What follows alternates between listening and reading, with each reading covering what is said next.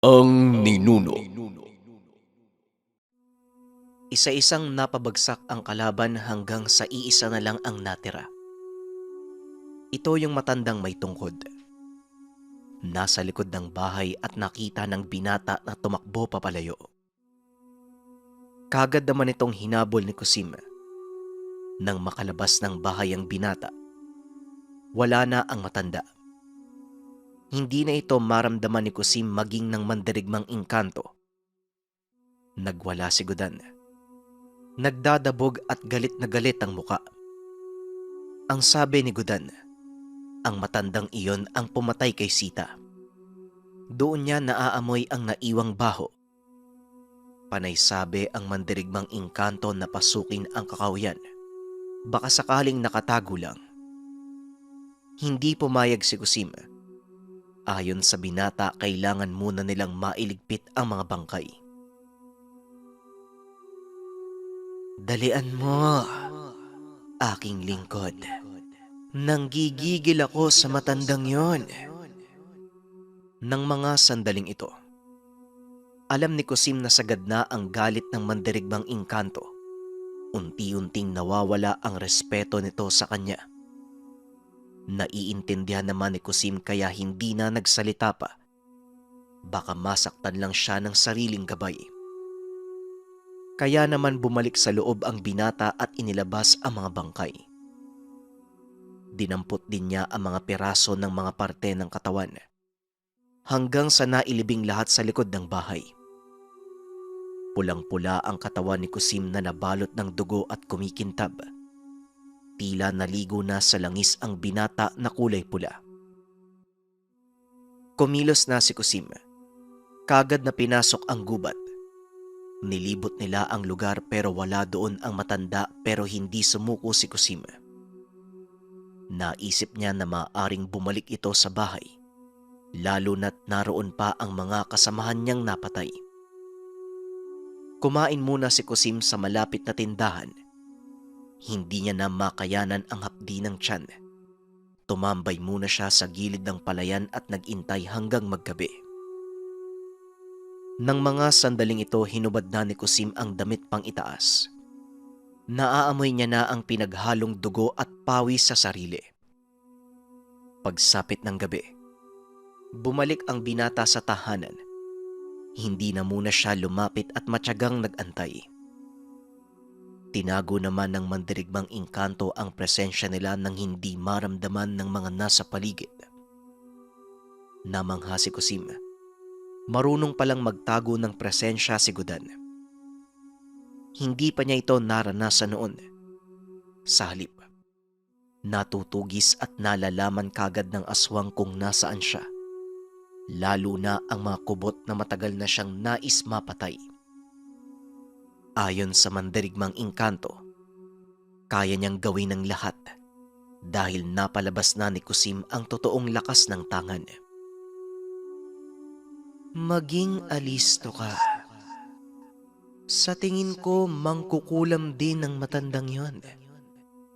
Kagaya ni Luis, marunong gumamit ng pagtatago. Wika ni Gudan. Natatakot pa rin siya sa mukha nito, pero pinilit niyang itago. Malapit din ang bibig ng mandirigmang engkanto. Kasya ang ulo niya sa bibig nito kung sakaling kagatin siya. Tahimik ang lugar at walang tao. Hanggang sa nabagot si Kusim at sinabing maglibot sila sa lugar. Baka sakaling nasa paligid lang ng bahay nagtatago si Uno. Pumayag naman si Gudan. Maya-maya pa bigla na lang lumakas ang hangin. Nag-alugan ang mga puno na tila may napakalaking ibon na lumilipad sa itaas. Pinagmasdan ito ni Kusim. Hanggang sa may mga nakita siyang nilalang na mabilis na nagpapalipat-lipat sa puno. Maliban pa dyan, yung malaking ibon na nakita niya biglang dumaan sa ibabaw ng tahanan. Gudan, merong wakwak! Merong wakwak! Wika ni Kusim. Hindi. Hindi yun wakwak. Hindi katulad ni Luis. iba. Narito na ang matanda. Nararamdaman ko na siya. Magtiyaga muna tayo. Huwag ka munang lalabas. Nakikita mo naman siguro ang nasa puno, di ba? May 3 aswang na hindi ko masabi kung anong uri. Pero isa lang ang tinitiyak ko. Lahat ng mga aswang na narito may koneksyon kay Luis. Kung nagkataon na gabi tayo pumunta, lahat ng napatay natin kanina, kagaya sila ng mga nilalang na nasa puno. Tugon ni Godan. Hanggang sa bigla na lang may kumalampag sa bahay. Dito kumilos si Kusim at dumaan sa gilid ng puno. Hindi siya makikita sa ilalim. Habang ginagawa niya ito, sumasaglit siya ng tingin sa itaas. Mukhang hindi naman siya namataan ng mga ito. Nakapatong lang sa sanga ang mga nilalang. Nakatuon ang atensyon sa tahanan. Habang patuloy sa pagtiktik, may napansin si Kusim na taong nakadikit sa dingding ng bahay. Nasa bandang itaas at mabuti niyang tinitigan. Nagulat ang binata sa nakita. Kalahati lang ang katawan ng tao. Walang mga paa at may nakaumbok sa likuran. Pero katulad ni Luis, merong pakpak. Manananggal. Manananggal yon, Godan! Wika ni Kusim. Nakikita ko din, Kusim. Maaabot yan ng kampilan sa oras na hatawin mo kasabay ng pagtalon. Tugon ng gabay. Hindi na nagsalita si Kusim. Kagad tumakbo ng mabilis at nang malapit na sa bahay. Hinampas niya ng kampilan ang kalaban. Hindi na malaya ng nilalang ang pag-atake ni Kusim. Mabilis itong gumapang na tila butike sa dingding. Tumiwarik pa ang katawan at humarap sa kanya. Dinipa ang pakpak at papalapit na. Nakita ni Kusim ang muka. Mas nakakatakot pa ang itsura nito sa wakwak. Hindi may pagkakaila na si Uno ang manananggal na nasa harapan. Nakilala ni Kusim ang damit at panot din ito. Sabi ko na nga ba babalik ka eh. Anong gagawin mo? Lilipad? Tandaan mo, wala kang ibang pwedeng liparan.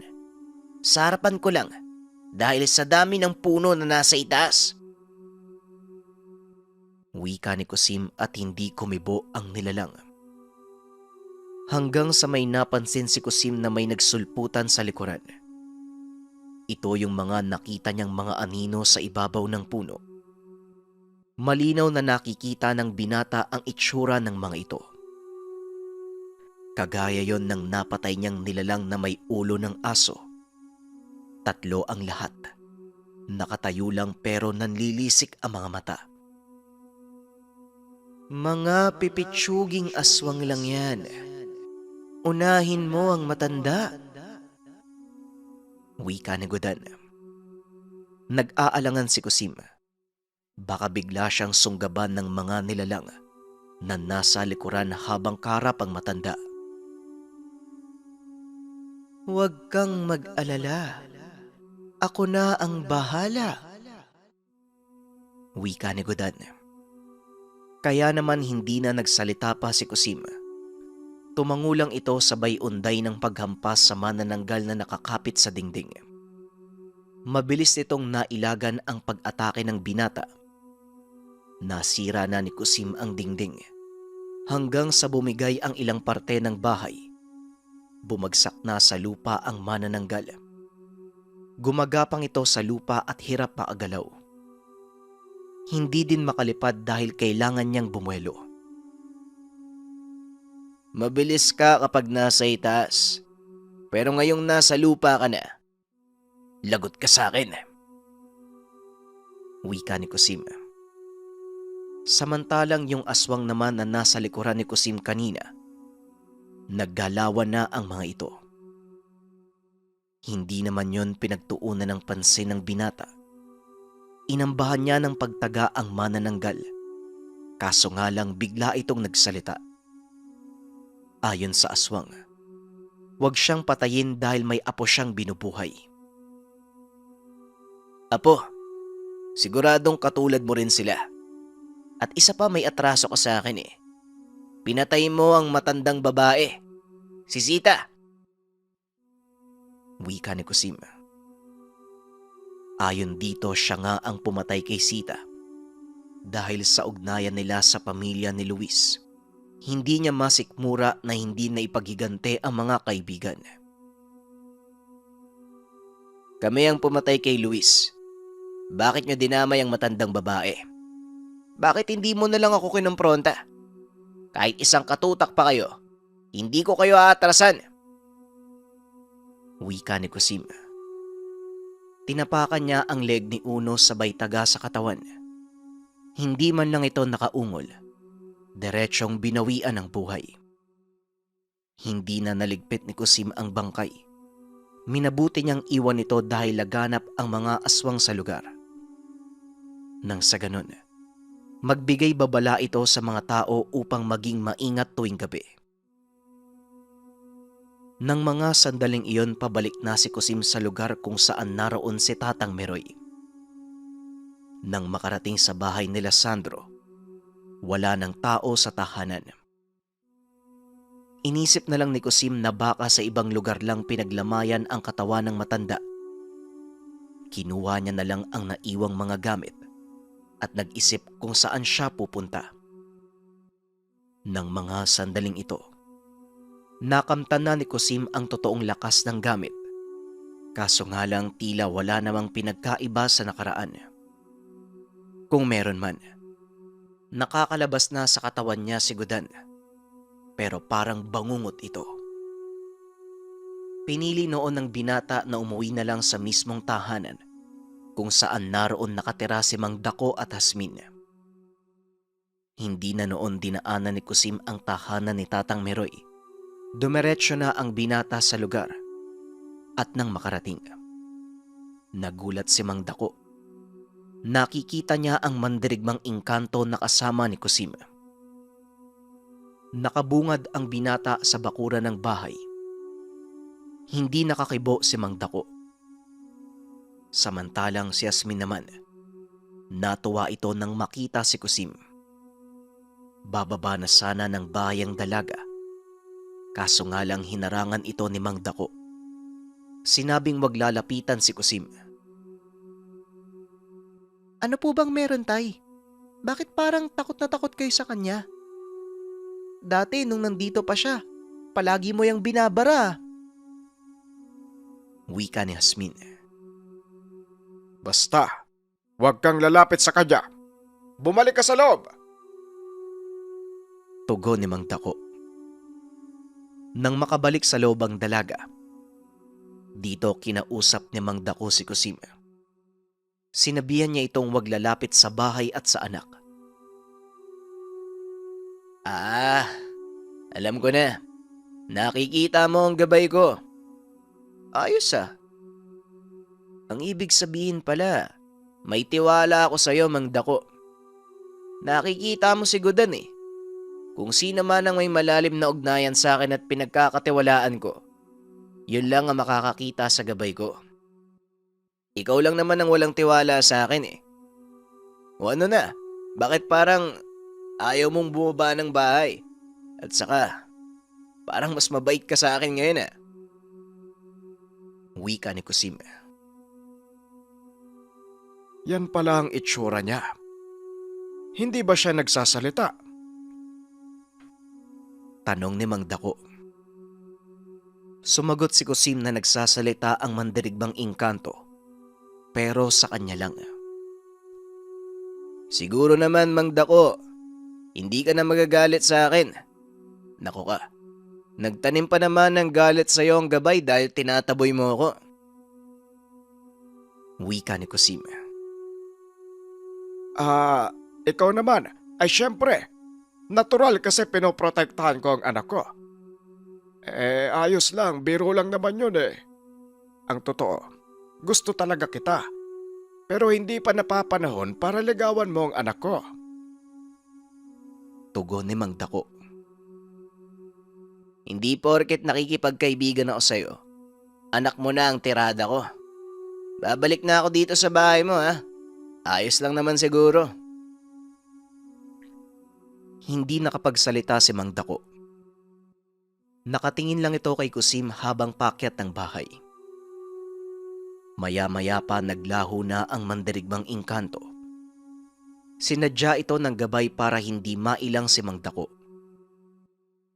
Pero bago mangyari yun, pinandilatan muna ng mga mata ni Gudan ang matanda. Wala nang nagawa si Mang Dako kung hindi ang pumayag. Natatakot siya na baka may gawin sa kanya si Kusim. Nakabukod naman ang binata. Nasa bandang labas ito pero maliit lang. Lumipas ang ilang mga araw. Bagaman nakasama muli ni Kusim ang mag-ama, nirerespeto niya ang prinsipyo ni Mang Dako. Naintindihan niya naman ito, kung kaya sa tuwing lalapit sa kanya si Yasmin, siya na lang ang umiiwas. Habang tumatakbo ang mga araw, himala namang walang nanggagambalang mga kubot sa tahanan. Pinili nga noon ni Mang Dako na umuwi na lang sa mismong tirahan sa sentro, pero pinigilan ni Kusim. Huwag magpapakampante at baka nag-aantay lang ng pagkakataon ang kalaban. Sumang-ayon naman si Mang Dako.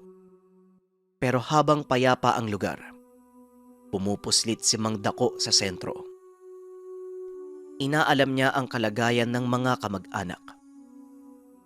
Habang si Kusim naman, umaalis din pero hindi bumibisita sa kanila. Sa halip masuring pinag-aaralan ang lugar kung bakit hindi na sila ginagambala ng mga kubot. Hanggang sa hindi malamang dahilan, bigla na lang nakita ni Kusim ang ama na si Tatay Romeo. Mag-isa lang ito sa loob ng gubat. Tila hinahanap siya ng ama.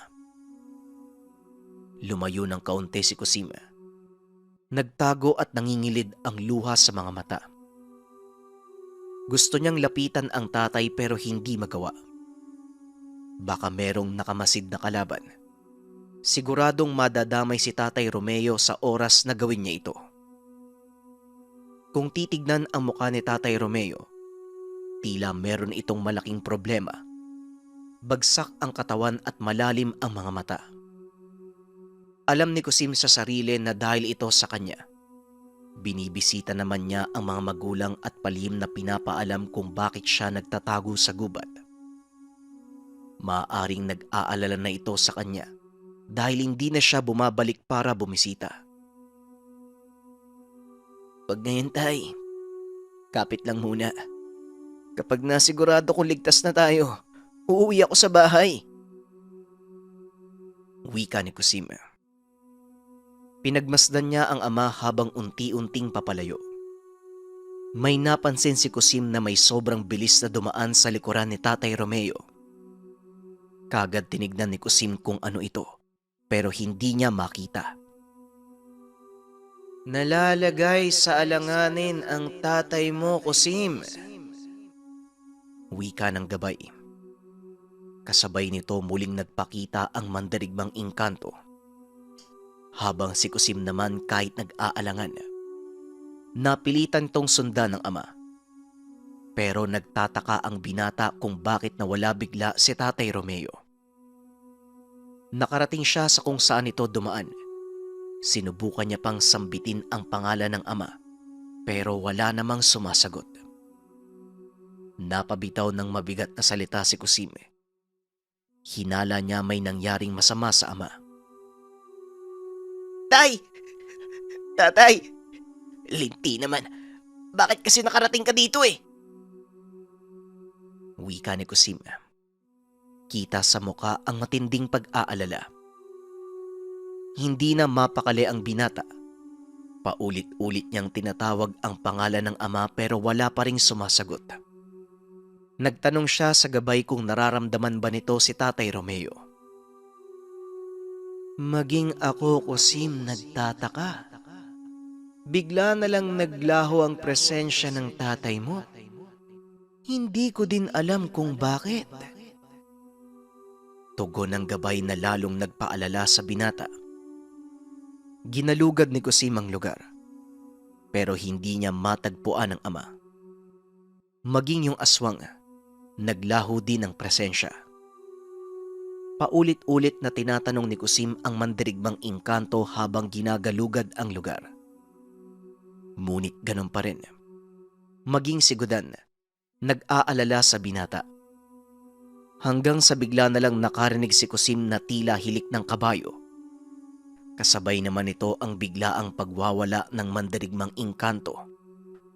Galit na galit at sinasabing nililin lang sila ng tikbalang.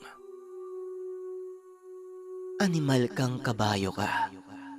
Kami pa ang napili mo. Wika ni Godan. Anong ibig mong sabihin? Hindi kita maintindihan. Paano niyo tayo nililin lang? Tanong ni Kusim. Ang sabi ng mandirigmang engkanto, ang nakita ni Kusim na imahe ng ama, panliligaw sa kanila. Maaring pinaglalaroan si Kusim ng tikbalang para maligaw sa gubat. Paano nangyari yon? Tikbalang? Magagawa ba yun sa akin kasama naman kita? Tanong ni Kusim. Tinago ko ang presensya ko. Kaya normal lang na tao ang tingin ng iba sa'yo. Lintik kang tikbalang ka. Lumabas ka dyan. Nang mga sandaling ito, muling narinig ni Kusim ang hilik ng kabayo, pero nasa magkakaibang direksyon na tila nakapaligid sa kanila. Nagtanong naman si Kusim kung malakas ba ang tikbalang. Ang sabi ni Gudan, may lakas naman ang tikbalang pero hindi ito makakapantay sa kanya. Subalit ang abilidad nito na sobrang bilis at magaling manlinlang ang magpapahirap. Dagdag pa ng mandirigmang engkanto, hindi lang nag-iisa ang tikbalang, mahigit 5 at nakamasid lang sa kanila. Lintik kayo. Hindi niya ba ako kilala? Ang lakas ng loob niyong paglaruan ako. Wika ni Godan. Nang mga sandaling iyon hindi sumasagot si Kusim.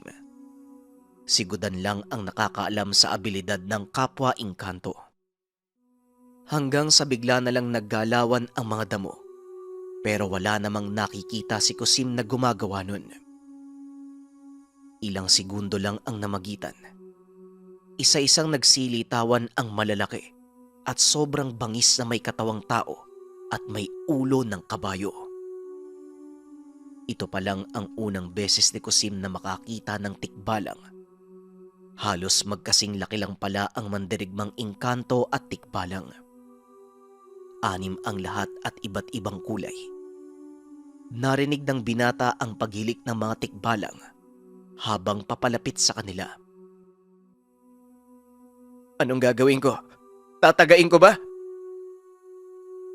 Tanong ni Kusim. Pwede mong tagain. Pero hindi ako sigurado kung matatamaan mo. Hindi ako sigurado kung ilusyon yan. Maaring nasa harapan natin sila. Pero ang totoo, nasa likuran ng katawan nila. Ang dami mong sinasabi, Gudan. Ano bang dapat kong gawin? Hanggang sa bigla na lang tumawa ang isa sa mga tikbalang. Nagulat si Kusim nang bukod sa pagtawa, nagsalita din ito. Mandirigmang engkanto na nakarating sa lupa. Paano nangyari ang bagay na yan? Isa sa pinakamalakas na uri ng engkanto. Nagpapasailalim sa isang tao. Kalokohan. Hindi kaya nahihibang na ang mandirigmang engkanto, mga kapwa ko tikbalang? Wika ng isang tikbalang.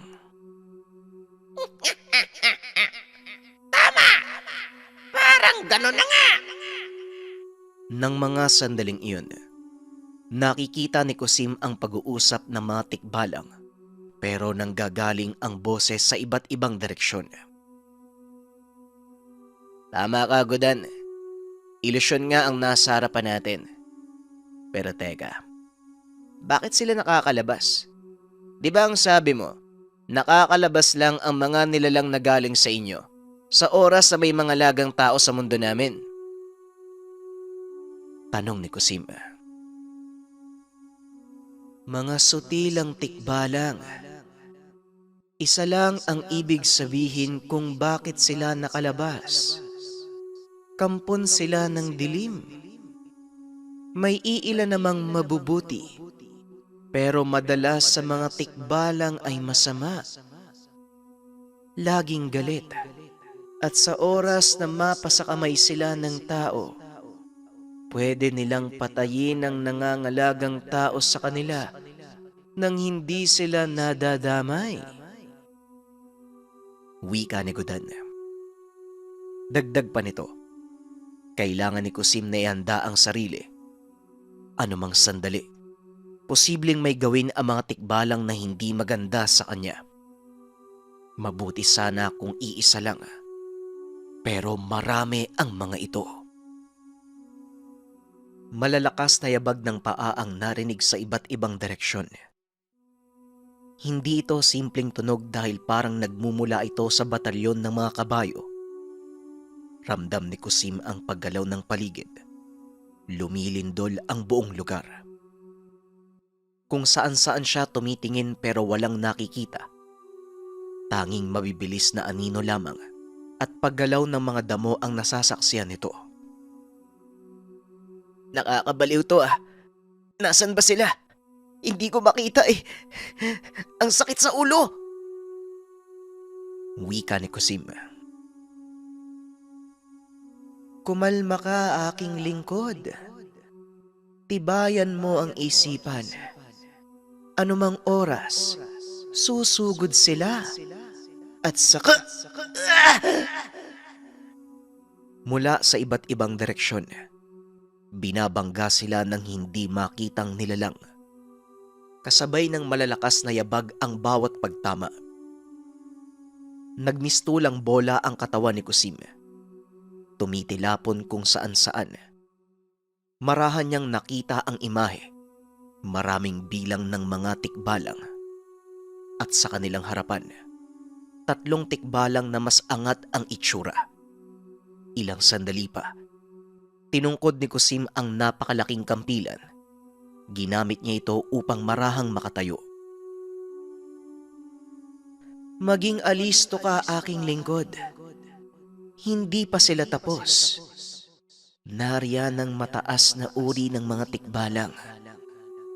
Si Lando, si Lurio, at ang pinakadapat mong ingatan, si Chris. Alam niyo, naiinis na ako sa inyo eh. Papatulan ko na kayong lahat. Sa isang iglap, kitang-kita niya kung paanong lumapit sa kanya ang paa ng kabayo. Tinamaan sa mukha si Kusim. Tumalsik ng napakalayo. Kaso nga lang, naiwan ang mandirigmang engkanto doon sa lugar. Humiwalay sa katawan ni Kusim. Nakahawak ito sa napakalaking kampilan. Nakayuko lang ito habang nakaluhod. Dahan-dahang lumalapit sa kanya ang 3 tikbalang. Isang mataas na uri ng nilalang. Nakaluhod sa ating harapan.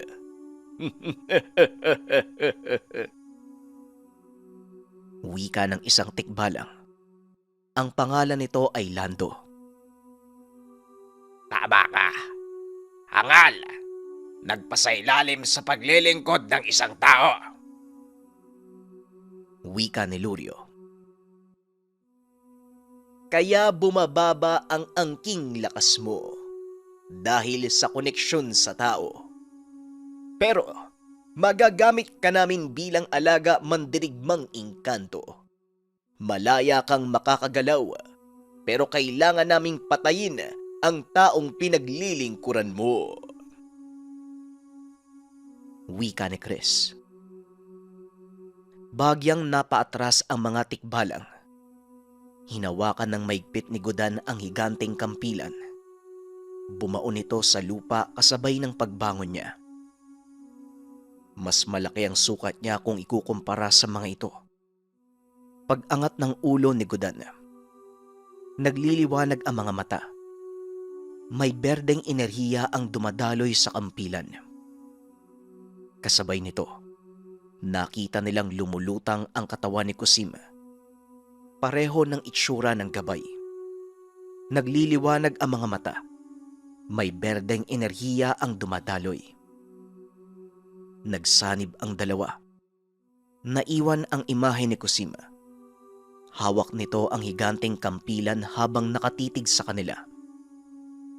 Sa isang iglap, biglang naputol ang mga paa ng mabababang uri ng tikbalang. Ito yung mga kasama ng tatlo. Gulat na gulat ang tatlo sa nangyari dahil hindi nila nakitang kumilo si Kusim. Anong nangyari sa kanila? Sinong may gawa nun? Wika ni Lando.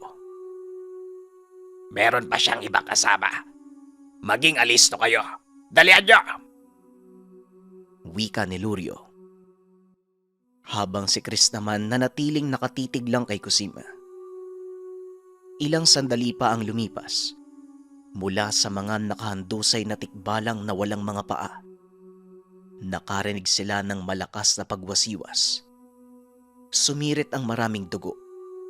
Tumalsik ang mga ulo ng tikbalang sa harapan ng tatlo. Kaso nga lang, nanatiling nakatayo pa rin si Kusim. Hindi gumagalaw sa pwesto. Nakaharap sa kanila at patuloy na lumalabas ang berdeng enerhiya sa katawan. Hanapin niyo. Hanapin niyo ang kasama niya. Dalian niyo! Wika ni Lando. Kung tumutulong ka sa paghahanap, kaysa puro bunganga ang inuuna mo. Panandali ang katahimikan ang bumalot sa buong lugar. Dito na nagsalita si Chris. Huminahon kayong dalawa. Wala siyang ibang kasama. Siya lamang ang kalaban natin. Anong sinasabi mo, Chris? Hindi siya gumagalaw sa pwesto. Huwag kang mag-imbento dahil baka ikaw ang pagdiskitahan ko. Wika ni Lando. Sandali lang. Mukhang tama si Chris.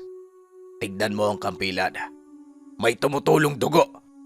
Siya nga ang may gawa ng pagpatay. Wika ni Lurio. Ngumiti ng bagya si Kusim. Inangat niya ang kampilan. Pinatong sa kanyang balikat. Kasabay nito ang pag-atras ng tatlong tikbalang. Ngayon tignan natin kung gaano kayo kalakas. Buong puwersang hinambalos ni Kusim ang higanteng kampilan. Mabilis namang nakailag ang tatlong tikbalang.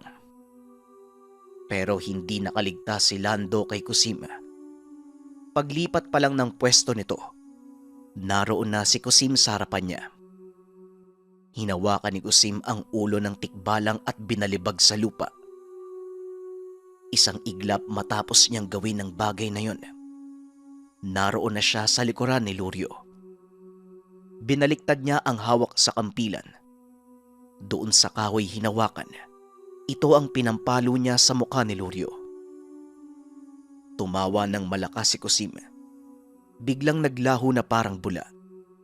Ang naiwang nakatayo sa gitnang parte ng gubat ay si Chris. Naririnig niya ang boses ni Kusim. Umi-echo ito sa buong lugar. Ito ang lakas ng mga tikbalang, hindi ba? Ang kakayahan niyong manlinlang. Pero, naisip niyo ba, kapag sa inyo ginawa ang bagay na yon, Anong gagawin nyo? Malaking tipak ng bato ang paparating kay Chris. Ngunit wala itong hirap na nasangga ng tikbalang. Huwag mo kaming minamaliit.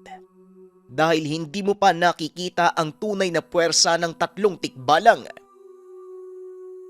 Matapos itong magsalita, lumabas si Kusim mula sa puno. Nakabuelo ito ng hampas ng kampilan. Kaso nga lang hindi niya natamaan si Chris. Bumawi ng padyak ang tikbalang. Nasalag naman ito ni Kusim gamit ang kampilan. Kita sa muka na nahihirapan na si Chris. Pero si Kusim, animoy tuwang-tuwa pa sa lahat ng nagaganap. Aba, kaya mo din palang makipagsabayan ha? Walang problema. Yan ang gusto ko. Wika ni Kusim. Sunod-sunod na atake ang ginawa ni Kusim. Yung iba ay naiiwasan ni Chris. Pero dahil sa lakas at bilis ni Kusim, may mga atake na tumatagos at tumatama sa kanya. Mula sa kalangitan, bumuelo ang binata. Buong puwersa niyang ihahambalos ang kampilan kay Chris. Tinamaan niya ito. Bumaon sa lupa ang kampilan. Ramdam ang lindol sa buong lugar. Akala ko pa naman meron ng papantay sa lakas natin, Gudan. Wala pa rin pala. Wika ni Kusim. Huwag kang magpakampante, mahal kong lingkod. Hanggat hindi mo sila nakikitang patay, hindi pa tapos ang laban. Tugon ni Gudan. Ano bang sinasabi mo? Hindi mo ba nakikita yung mga nakaando sa harapan mo? Yung isang tikbalang si Lando. Nakabaon yung mukha sa lupa, oh. Si Lurio, basag na yung mukha. Inampas ko lang ng hawakan ng kampilan eh. Tapos itong si Chris, akala ko pa naman malakas. Ayan oh, nakabaon sa lupa kasama ng kampilan. Wika ni Kusim. Hindi ka nakikinig sa akin, mahal kong lingkod. Malakas manlin lang ang mga tikbalang.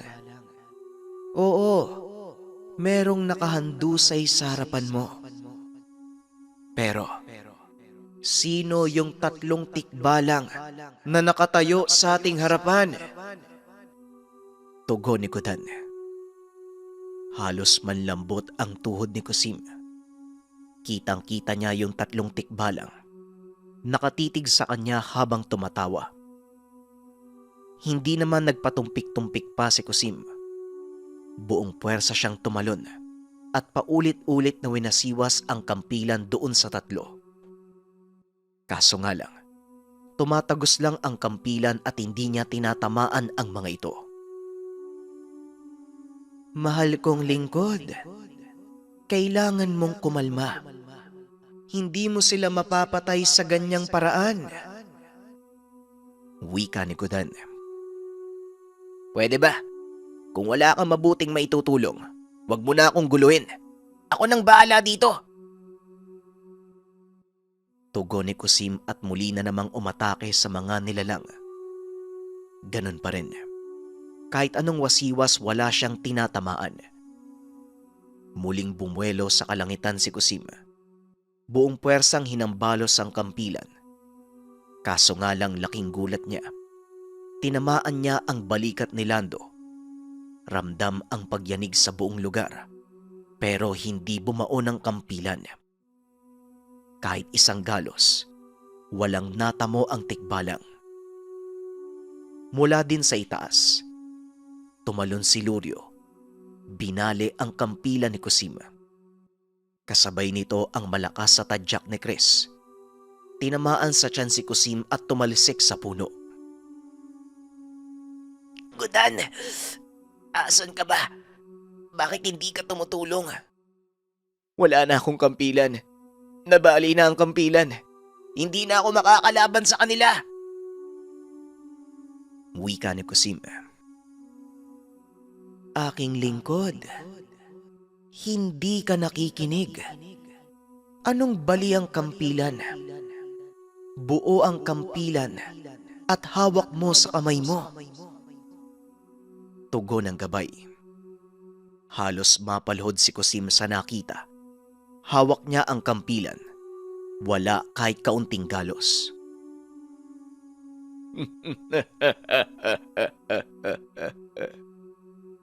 Yan ang hirap sa mga mabababang uri ng mga tao. Akala nila lahat ng bagay madadaan sa dahas. Yan ang kahinaan yung mga tao. Kapag nalalagay sa alanganin, hindi nakakapag-isip ng tama. Inuuna ang nararamdaman bago pag-isipan ang susunod na hakbang. Wika ni Lando. Hindi kita maintindihan mandirigmang engkantong Gudan. Kung ano ang nagustuhan mo sa mga tao. Yan ba ang pinagmamalaki mo? Mas masahol pa sa pinakamababang uri mula sa ating mundo. Wika ni Lurio. Kaibigang Gudan, alam kong tumaliwas kami sa mundo ng engkanto. Naghangad kami ng kapangyarihan para sa aming kapakanan. Bibigyan ka namin ng pagkakataon. Ang kagustuhan mo ay lumaya. Ibibigay namin sa iyo ang bagay na yan. Malaya kang makakapaglakbay kung saan mo nanaisin. At higit sa lahat, bubuhayin ang pinagsisilbihan mong mababang uri. Pero ang kapalit nito, magiging alagad ka namin. Wika ni Chris. Tama kayo mga mahal kong kaibigan. Mapurol ang utak ng mga tao dahil mas inuuna nila ang nararamdaman. Palagi silang nakakagawa ng pagkakamali dahil hindi sila nag-iisip bago gumawa ng aksyon. Pero yan ang nagustuhan ko sa mga tao. Ang pagmamahal nila sa kapwa. Ang pag-aalaga nila sa isa't isa. At ang pagtaya ng pag-ibig kahit merong malaking posibilidad na ito ay mabigo. Minsan mga mahal kong kaibigan, ang katalinuhan, kagalingan at walang kapantay na lakas. Ito ang nagiging dahilan kung bakit hindi tayo nakukontento. Kagaya sa ating mundo, nasa atin ang lahat. Wala na tayong hahanapin, pero narito tayo sa mundo ng mga tao. Ika nga sa kasabihan nila, naibigay natin ang kanang kamay, pero gusto pa nating kunin ang nasa kaliwa. Wika ni Gudan. Muntik na sana akong maniwala sa iyo eh. Yan bang natututunan mo dito sa mundo ng mga tao? Ang mga palamuti na salita na kayang magpabighani ng ibang nilalang o tao. Hindi uubra sa amin yan, kaibigang Gudan. Mataas ang antas ng aming isipan. Tugon ni Lando. Kung gusto mong magmahal, huwag kami ang idamay mo. Wala sa bokabularyo namin ang pag-ibig. Nakakadiri ka. Naturingan kang mataas na uri ng engkanto. Pero nakalimutan mo ang kasakiman na ginawa sa atin. Wika ni Lurio. Pilit mang kitang inuunawa kaibigan, pero hindi talaga kita maintindihan. Nakalimutan mo ang naganap sa ating mga ninuno, kung paano nilang inaruga at inalagaan ang mga tao noon. Tama ang iyong sinabi, binigay ang kaliwa, gusto pang kunin ang kanan, pero hindi lang mga kamay ang gusto nilang kunin, buong kaharian ng mga engkanto. Mula sa pagkakaibigan, gusto nila tayong gawing alipin para sa kayamanan at kapangyarihan. Wika ni Chris.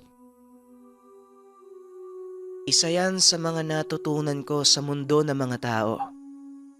Kung ano man ang nangyari noon, iba na ang panahon ngayon. Natututo sa pagkakamali ang mga tao. Nagbabago sila. Marahil masama ang naipakita sa atin noon. Pero may panahon para magbago. Oo, pwede din nating sabihin na maaaring mabuti ang pinapakita. Pero sa likod, isa lamang palang panlilin lang. Naghihintay ng tamang pagkakataon upang ipakita ang tunay na ugali. Pero ang punto dito mga kaibigan, hindi tayo pwedeng manghusga. Dahil kahit maramdamin ng tao, kahit inuuna nila ang pag-ibig, ang pagiging malambot din nila ang dahilan kung bakit sila nagkakaroon ng pambihirang lakas. Tugon ni Godan. Mukhang nakapagpasya ka na, kaibigan. Wala na kaming pagpipilian kung hindi patayin ang alaga mo, pati na din ang lahat ng may koneksyon sa kanya. Wika ni Lando. Nang mga sandaling ito, nakahiwalay na sa katawan ni Kusim si Godan. Masuring pinakinggan ni Kusim ang usapan ng mga nilalang. Napatitig si Kusim sa ama na walang malay. Seryoso ang mukha nito habang nakatitig sa mga nilalang. Kaibigan, patawarin mo ako kung hindi ako nakinig sa'yo. Pero hindi ko sila hahayaan na patayin ang pamilya ko. Tugon ni Kusim. Ngumiti naman si Godan. Tila alam niya ang gagawin ng binata. Ngayon, mahal kong kaibigan, sapat na ang proseso. Napalabas mo na ang tunay na lakas ng bertud ng kampilan. Tugon ni Godan. Laking gulat ni Kusim. Nagkaroon siya ng panibagong kampilan na sakto ang laki sa kanya. Habang si Godan sa tabi niya, hawak-hawak ang higanteng kampilan. Ito ang sinasabi kong tunay na lakas ng mandirigmang engkanto, kasama ang bertud ng kampilan. Sabay tayong lalaban sa 3 tikbalang. Siguradong kakayanin mo na ang laban dahil kalmado na ang puso't isipan mo. Sabay na sumugod ang dalawa. Unang inatake ni Kusim si Chris, ang pinakamalakas sa 3 tikbalang. Habang si Godan, siya ang lalaban doon sa dalawa. Sa bawat paghampas ni Godan ng kampilan, yumayanig ang buong lugar. Tinatamaan niya ng kampilan ang 2 tikbalang. Ngunit dahil dalawa sila, sa bawat pagtama rin, nakakagante ang 2 tikbalang. Samantalang sa lagay naman ni Kusim, naging triple ang bilis ng binata.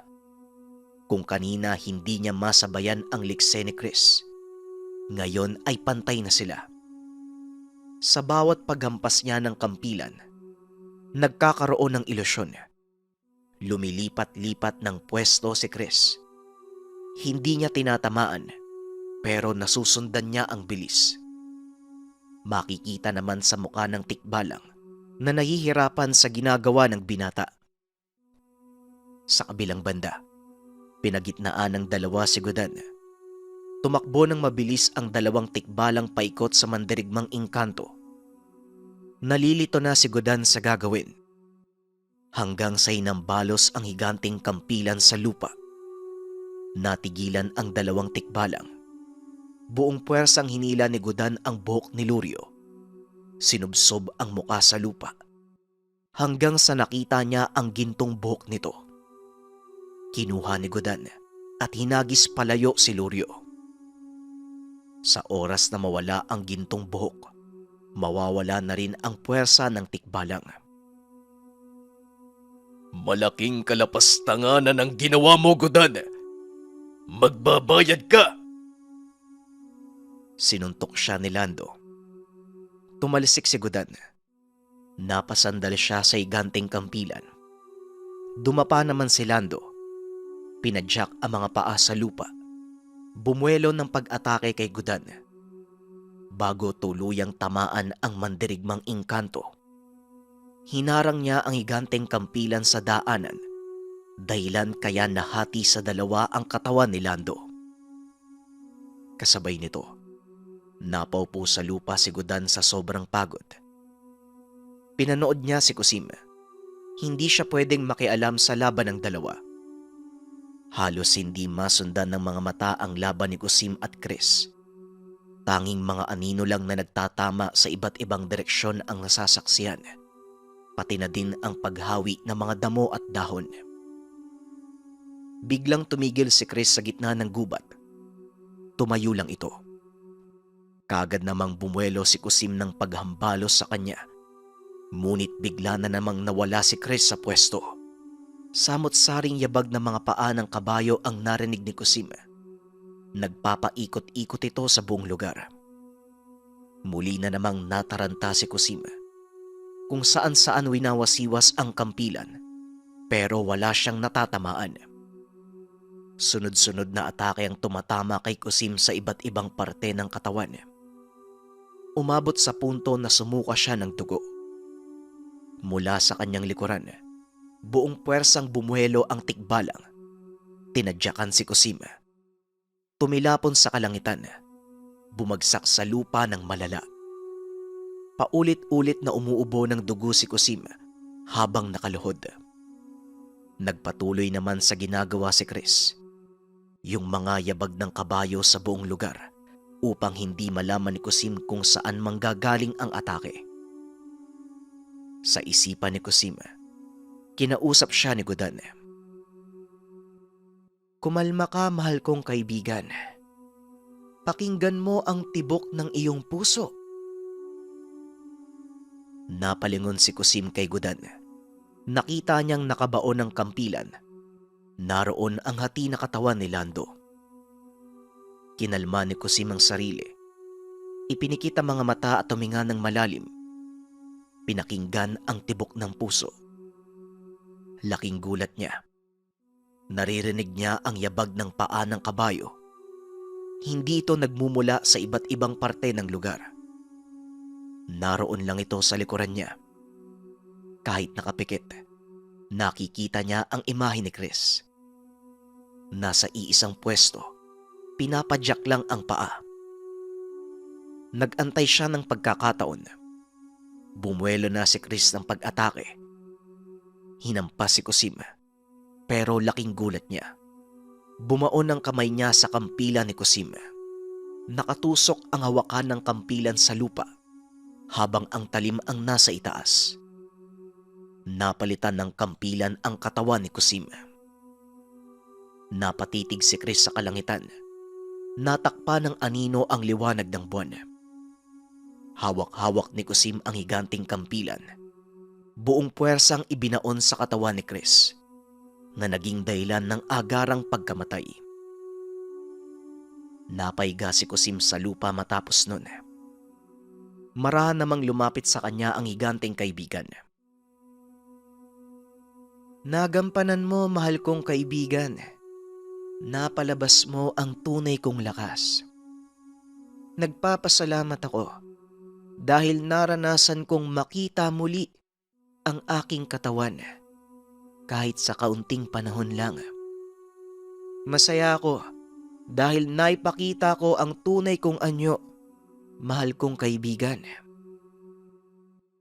Wika ni Gudan. Teka, tapos na yung laban na.